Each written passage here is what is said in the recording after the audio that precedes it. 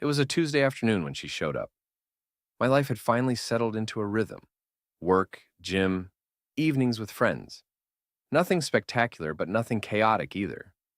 A far cry from the roller coaster of emotions that had consumed me 2.5 years ago.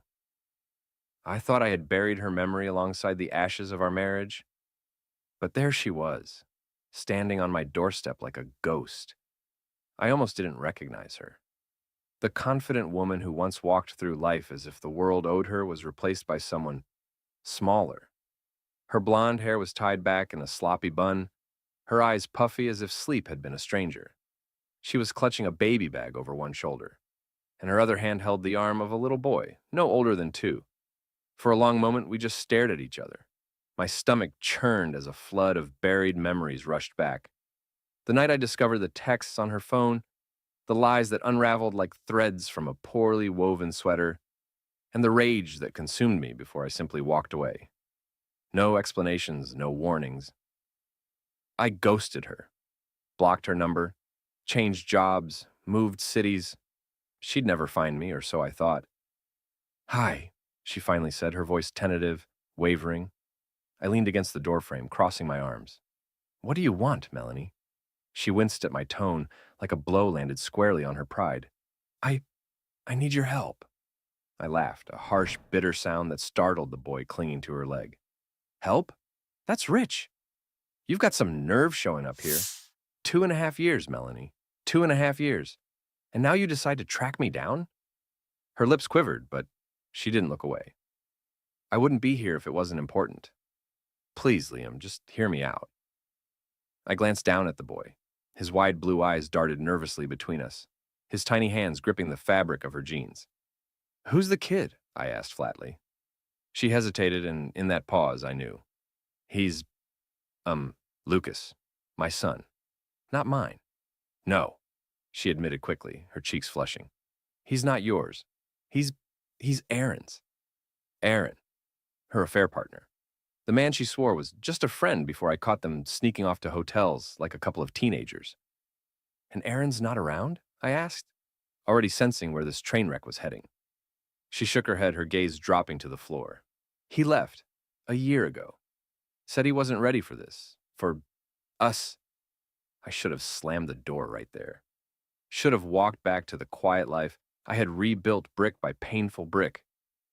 But something about the way she refused to meet my eyes, the desperation in her voice, it stopped me. Against my better judgment, I stepped aside. "5 minutes," I muttered. Melanie exhaled, relief washing over her features, and she guided Lucas inside.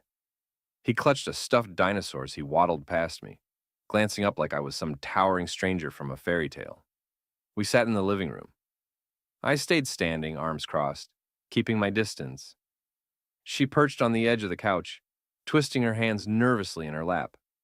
Lucas played quietly on the rug, blissfully unaware of the tension. "You said you need my help," I said. "Start talking." Melanie took a deep breath, her voice barely above a whisper. "Aaron tricked me." I barked a laugh. "Oh, here we go. I can't wait to hear this one." Her head snapped up, and for a moment, the fire I remembered flickered in her eyes. "I'm serious, Liam. I never wanted to cheat. Aaron, he manipulated me, made me think you didn't care. He convinced me you were cheating, that you didn't love me anymore. I was stupid, and I believed him."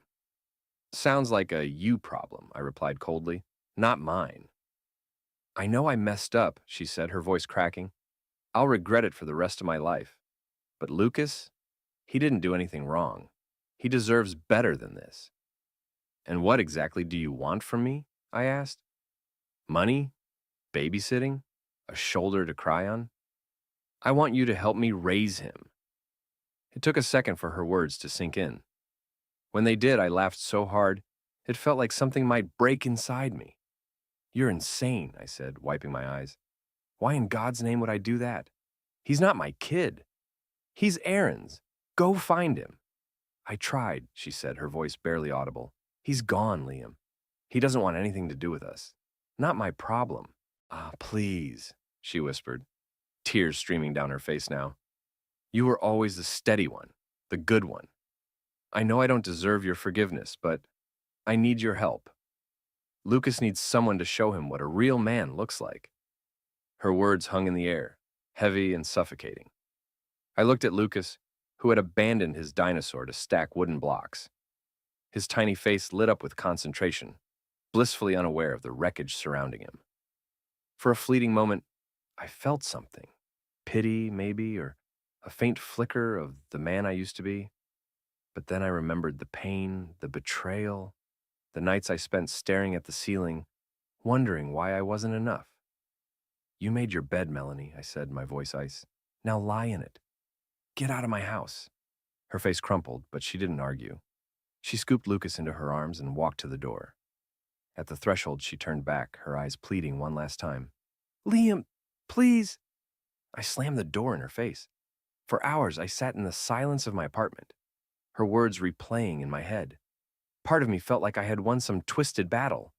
The other part, well, it felt hollow. Outside, the city buzzed with life, but inside, all I could hear was the faint echo of her voice and the quiet, innocent laugh of a boy who didn't know he was part of someone else's sins. Weeks passed, but Melanie's visit gnawed at the edges of my mind like rust on steel. I told myself I didn't care, that her problems were her own, but the truth had a nasty way of creeping in when the lights went out. Every time I closed my eyes, I saw Lucas, small, innocent, unaware of the chaos that birthed him. That was the part that got to me. Not Melanie, not Aaron, the kid. That uneasy truce with my conscience shattered when I came home late one night and found my apartment door ajar. Instinct kicked in. I stepped back, heart pounding, and scanned the hallway. Quiet. Too quiet. I pushed the door open slowly, the hinges whining as I reached into my jacket for the knife I carried for self-defense. Inside, the living room was wrecked. Couch cushions slashed, lamp shattered, my laptop missing. It wasn't just a robbery, it was personal. "You bastard," a voice hissed, low and venomous. I whipped around to see Aaron stepping out of the shadows, a crowbar in his hand. The man was gaunt, his cheeks sunken, and his eyes wild. "Aaron," I said, my voice cold, steady. "What the hell are you doing here?" "You think you can just swoop in, huh?" He jabbed the crowbar toward me. "Melanie told me you're trying to take my son, Liam." The absurdity hit me like a punch, but the anger surged faster.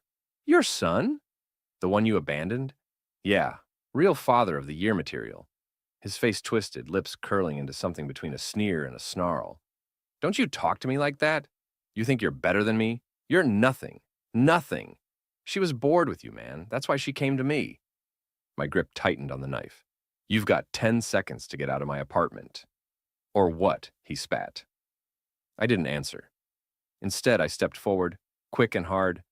He swung the crowbar, but I ducked, the metal whooshing inches above my head. I drove my shoulder into his chest, sending him sprawling into the coffee table. Glass shattered beneath him as he gasped for air. "You broke into my home," I growled, standing over him.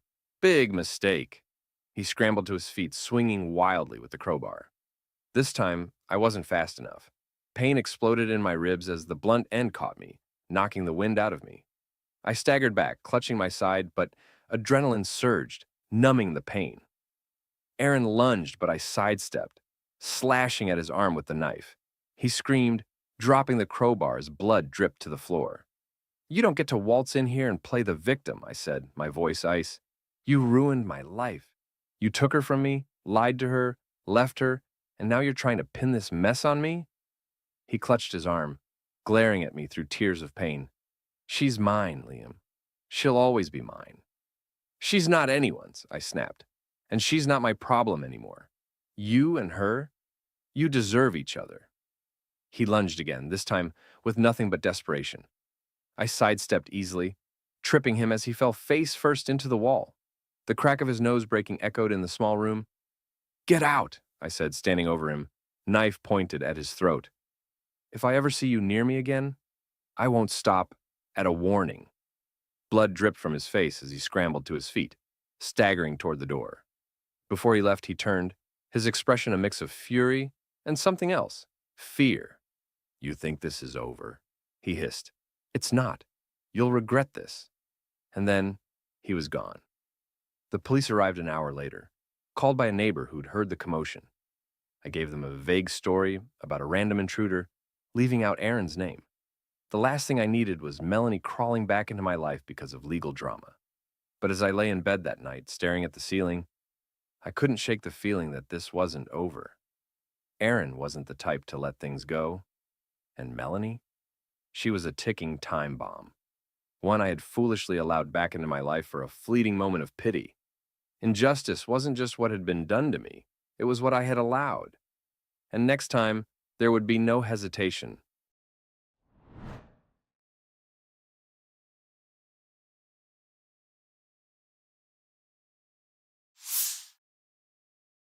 I knew it wasn't over. Aaron's parting words weren't just empty threats, they were promises. He had nothing to lose, and that made him dangerous. I wasn't about to sit around waiting for him to make his next move. If he wanted war, I'd bring it to him first. I spent days preparing. Aaron had a reputation, always cocky, always reckless. But I knew his kind. Men like Aaron thought their bravado could mask their weakness. They didn't plan, they reacted. That's why he was easy to track. A few calls to some old contacts, a quick bribe at a local bar, and I had his location. A rundown apartment in the city's seediest corner. That's where the plan started. I didn't just want to hurt Aaron. I wanted to erase him, leave nothing behind but a smoldering ruin of everything he cared about. If he thought he could waltz into my life, destroy my peace, and slink away unscathed, he was dead wrong. The first step was financial. Aaron was careless with his information. Credit cards, phone bills, everything. A quick dive through some shady forms gave me access to his accounts. I siphoned his meager savings into an untraceable wallet and left his accounts screaming with overdraft charges. But I wasn't done. I found his landlord, a greasy, chain-smoking slumlord named Terry. A little persuasion in the form of cash convinced Terry to lose Aaron's rental agreement and lock him out. Step 2 was psychological. I spread word through the same bar where I'd found his address. Rumors that Aaron was bad for business, that he'd stolen from the wrong people. By the end of the week, the whispers reached the ears of men you didn't want to cross, the kind who handled disputes with fists and baseball bats. I was just getting started. One night, under cover of darkness, I slipped into his building. Breaking in was easy. The lock was practically falling off. His apartment reeked of stale beer and sweat, clothes and garbage strewn everywhere. A battered photo of Melanie sat on the nightstand, Lucas smiling beside her. I stared at the picture for a long moment, my anger hardening. He didn't deserve to hold on to even the illusion of a family. I left a gift, an untraceable burner phone, set to receive one message at exactly 3 a.m. I'd taken the time to fabricate screenshots, conversations implicating Aaron in a drug deal gone wrong. When the phone buzzed, it wouldn't just wake him up. It would ignite a fuse he couldn't stop. It wasn't enough to ruin Aaron's life. I wanted Melanie to know what kind of man she'd chosen. Using the same burner phone, I sent her everything. Bank statements showing his gambling addiction, fake receipts for the money he'd supposedly stolen, and the screenshots I'd left him. "You need to know who he really is," I wrote. I didn't expect her to respond. She didn't, at least not immediately. But I knew Melanie. She couldn't resist playing the martyr, swooping in to fix everything. The final step was personal. Aaron called me the night after his world started crumbling. His voice was hoarse, frantic.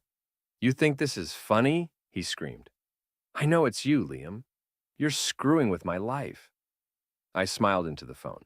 "I'm not screwing with your life, Aaron. I'm ending it." He sputtered, grasping for threats. "You think you're so smart? You think you can—" "I don't think. I know," I interrupted. "And here's the best part. There's nothing you can do about it." The line went dead. Days later, I got my chance to finish it. Aaron was desperate, drinking heavily at the bar where I'd first tracked him. His movements were sloppy, his reflexes dulled. He didn't even see me slip into the alley behind him as he stumbled out into the night. When he turned, it was already too late. I grabbed him by the collar and slammed him into the brick wall, the impact sending a satisfying jolt through my arm. "You think you can destroy my life and walk away?" I growled. Aaron swung, but his punch was weak, unfocused. I caught his wrist and twisted, forcing him to his knees. He let out a howl of pain. "Please, man," he begged, the bravado gone. "It wasn't supposed to go like this." "No," I said, my voice cold. "It wasn't." I dragged him to the ground, pinning him there. He was a sniveling, broken shell of the man who had laughed in my face years ago. "You made me lose everything," I said, leaning in close. "Now you're going to lose it all, too." I left him there, bloody and sobbing in the alley, with nothing but the sound of sirens in the distance.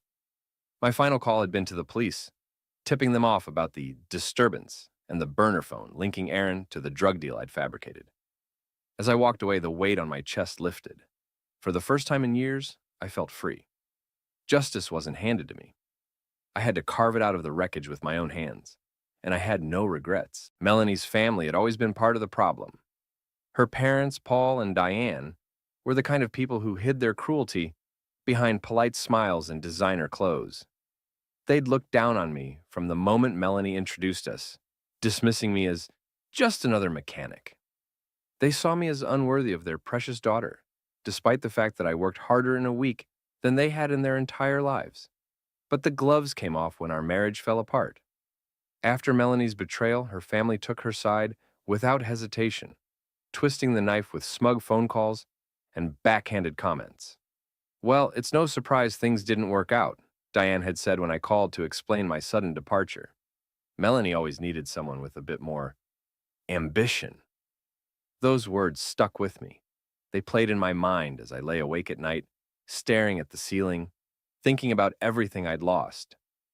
Now that Aaron was dealt with, I turned my attention to them.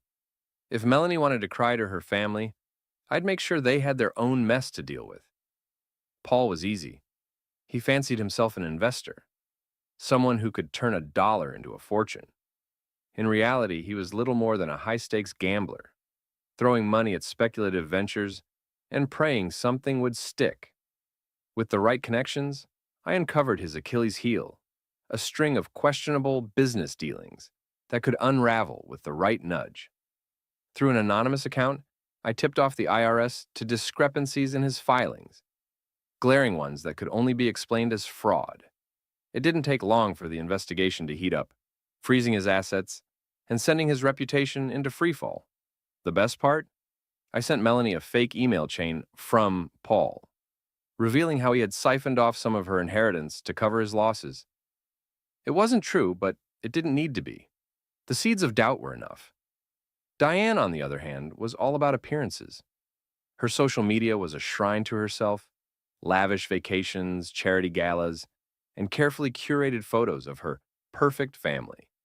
It was laughable how fragile her self-image was, how quickly it crumbled when exposed to even the slightest scandal. I created a fake account posing as a former housekeeper, using details I'd pieced together from Diane's social media posts. Through this account, I leaked insider stories about Diane mistreating staff, exaggerating her charitable donations, and engaging in shady financial practices with her husband. The rumors spread like wildfire, picked up by local gossip blogs, and eventually making their way to more prominent platforms. The coup de grace was a carefully edited video I commissioned, splicing clips of Diane's past interviews with fabricated audio that made her sound like a snob of epic proportions. By the time she tried to deny it, the damage was done. Their fall from grace was spectacular. Paul was fighting to keep their house as legal fees piled up. Diane was drowning in the backlash from her tarnished reputation, her social circle abandoning her like rats from a sinking ship. And Melanie? She was caught in the crossfire. Her parents, once her strongest allies, turned on her in their desperation to blame someone. "This is all your fault," Diane had reportedly screamed during one of their blowout fights. I knew because I was watching. One night, I sat in a car parked across the street from their crumbling mansion. Through the window, I could see Melanie sitting on the steps of the porch, her face buried in her hands. She looked lost, broken in a way that was almost pitiable. Almost. Part of me wondered if I should feel guilty, but the thought vanished as quickly as it came. This wasn't about pity. It was about justice. Justice for every sneer, every condescending comment, every insult they hurled at me, while I worked to hold their precious daughter's world together. I started the engine, pulling away into the night. Melanie and her family were left to pick up the shattered pieces of their lives, just as I'd been forced to do years ago. This time, the scales were balanced. A month had passed since I'd dismantled Melanie's world. Paul and Diane were barely hanging on, their finances in ruins, their public image a shadow of its former self. Melanie herself seemed to have evaporated from social media, likely retreating into obscurity as she tried to salvage what little remained of her pride. It should have been enough. I had done what I set out to do, hadn't I? And yet, there was a gnawing feeling in my chest, a whisper that said they hadn't truly paid yet. Not for the pain they caused, not for the years I spent picking up the pieces of a life they smashed without hesitation. So, I planned the final blow. The first step was infiltration. Diane had one prized possession left, a gala fundraiser she was clinging to like a life raft. Despite her tarnished reputation, she was determined to hold the event, parading around in a desperate attempt to prove she still had influence. Getting in wasn't hard. A falsified invitation and a borrowed tuxedo were enough. As I walked into the lavish ballroom that night, the hum of conversation and the clinking of glasses reminded me of the world Melanie had grown up in.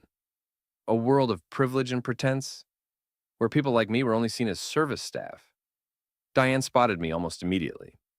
She was standing near the bar, her lips curled into a tight, forced smile, as she made small talk with a group of other socialites. Her eyes narrowed when she saw me, but I gave her no chance to react. "Mrs. Whitmore," I said loudly enough for her companions to hear, "what a lovely event you've put together." Her smile faltered, but she recovered quickly, slipping into the practiced charm of someone used to deflecting unwanted attention. "Mr. Taylor," she said, her voice icy, "I wasn't aware you were invited."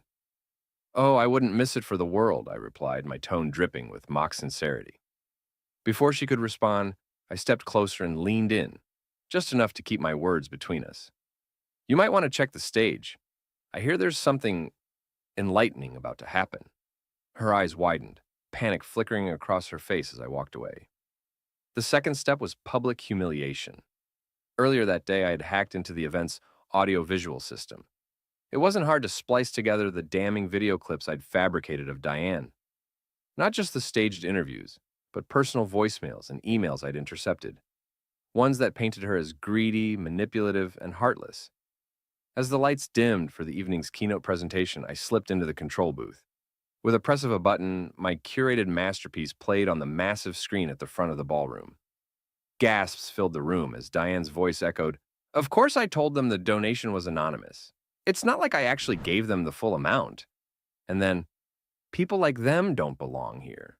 Why do you think we hired extra security for the event?" Her face turned pale as the video continued, each clip hitting like a hammer. By the time it ended, she was frozen in place, the whispers around her growing louder, sharper. Someone near the front stood up. "Is this true, Diane?" she stammered, trying to deny it, but her carefully constructed world was crumbling before everyone's eyes. The final step was destruction. As Diane fled the ballroom in tears, I knew it wouldn't take long for her to connect the dots. She'd figure out it was me. That was the point. But I didn't stop there. In the days that followed, I released the same clips to every media outlet that had once sung her praises. Coupled with the IRS investigation and the whispers of her family's collapse, Diane was now a pariah in every circle that mattered to her. Paul wasn't spared either. I leaked records of his dealings with unsavory clients, painting him as a corrupt businessman who'd been skimming off his own failing ventures to keep up appearances. The fallout was swift. His remaining business associates abandoned him, lawsuits piled up, and creditors circled like vultures. Melanie, meanwhile, had reached out. At first, it was just texts, short, desperate messages begging me to stop. "Liam, please, you've made your point. Just leave them alone." Then came the calls, her voice breaking as she pleaded for mercy. "They're my family, Liam. I know they're not perfect, but they don't deserve this." But she was wrong. They did deserve it. One night, she showed up at my apartment again, pounding on the door until I finally let her in. She looked worse than before. Gaunt, her eyes rimmed with dark circles. Lucas was nowhere in sight, probably left with a sitter or someone else unlucky enough to be caught in her orbit. Why? She demanded, stepping inside. Why are you doing this? Why not? I replied coldly, leaning against the wall. They made their choices. Now they're living with the consequences. You've ruined them, she said, her voice trembling. I stared at her, unflinching. And tears streamed down her face as she dropped to her knees, clutching at my arm. Please, Liam, I'll do anything. Just stop. Please. For a moment, I felt a pang of something, regret maybe, but it was fleeting. This wasn't about pity or reconciliation. It was about balance. I pulled my arm away, my voice flat. You don't get to beg now. Not after everything. Melanie sobbed, crumpled on my floor, while I stood over her unmoved. In the end, I walked away, leaving her there as broken as I once was. Balance had been restored. But justice? Justice was a dish I wasn't done serving. Weeks passed, and I thought the storm had settled. Melanie had disappeared again, along with the wreckage of her family's crumbling empire. Paul was bankrupt, Diane's social standing obliterated, and Melanie, well, she was nowhere. No texts, no calls, no sudden appearances. At first I was relieved, but relief turned to suspicion. The silence wasn't an end. It was the calm before something darker. It came one night in the form of a manila envelope shoved under my door. Inside were grainy photos of me entering and leaving Diane's gala, of me speaking with her landlord, even shots of me at the bar where I'd planted the seeds of Aaron's downfall. Alongside the photos was a single note, typed and precise. You think you're untouchable. Let's find out. I stared at the note, my heart pounding. Someone was watching me. Someone had connected the dots. I burned the note, shredded the photos, but the message was clear. The game wasn't over. Days later, I got the call. A gruff voice, unfamiliar with a tone that carried the weight of certainty. You should have left well enough alone, Liam. Who is this? I demanded. Someone who doesn't appreciate loose ends. The line went dead. That night, I didn't sleep. Paranoia clung to me like a second skin. Every sound in the apartment amplified. When dawn finally came, I left the city. I wasn't running. I was planning. I spent the next week tracking the source of the threat. A burner phone traced back to a shop in the city. Payments linked to a fake identity. It all led back to one person, Paul. The old man had decided to fight back. Despite his ruined finances, his pride wouldn't let him sit quietly in defeat. He'd hired someone, probably a washed-up PI or some desperate thug, to dig into my life. It was a mistake.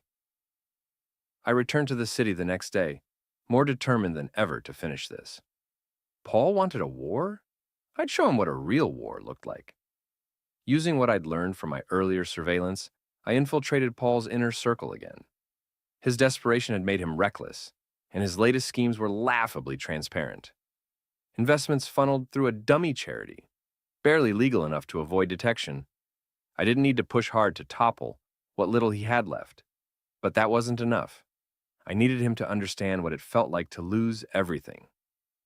Paul's crumbling apartment became my stage. One rainy night, I let myself in while he was out. His office was filled with files, stacks of papers, and a single computer, his last attempt to rebuild. I didn't just destroy it, I rewrote it. By the time I left, his files were filled with falsified evidence, implicating him in every shady deal I could think of: money laundering, tax evasion, even ties to organized crime. His computer? A time bomb set to upload everything to the authorities within 48 hours. And then, just for good measure, I left him a message. You should have left well enough alone. The fallout was spectacular. Paul was arrested within days, hauled out of his apartment in handcuffs. His name splashed across every local news outlet, his business ventures dissected in public humiliation. Diane's name wasn't spared either, dragged through the mud as reporters dug into their shared dealings. I watched it all unfold from a safe distance, sipping coffee in a quiet diner far from the chaos. As for Melanie, she showed up one last time. It was late, past midnight, when the knock came. I almost didn't answer, but curiosity got the better of me. She stood there, soaked from the rain, her face pale and gaunt. "Are you happy now?" she asked, her voice hollow. I leaned against the doorframe, unflinching. "I didn't start this, Melanie. You did." She stepped closer, her voice rising with desperation. "You destroyed them. My parents, Aaron, me. Was it worth it? Do you feel better now?" "Better? No," I said, my tone cold. "But balanced? Absolutely." She stared at me, shaking her head, her tears mixing with the rain. "You're a monster." I shrugged. "Takes one to know one, doesn't it?" She opened her mouth to respond, but stopped. Instead, she just turned and walked away, disappearing into the night. For the first time in years, I felt at peace. The chapter was closed, the score settled. Melanie and her family had played their games, and they'd lost. I didn't need forgiveness. I didn't need closure. All I needed was the quiet satisfaction of knowing they'd never cross me again, and I got it.